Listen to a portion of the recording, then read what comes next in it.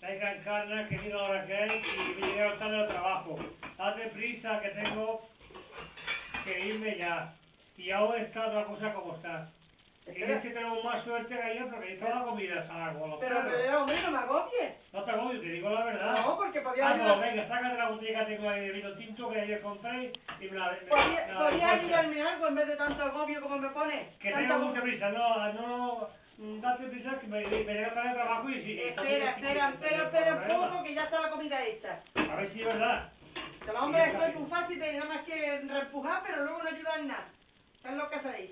Ya tenemos que trabajar bastante. Sí, ya lo para creo. Que vosotros podáis gastarlo. Claro, y los demás no trabajamos nada. Sí, ya ves. En la casa, ayúdame si quieres en coger al niño un poco. El niño no es cosa mía, eso es cosa tuya. Ah, hombre.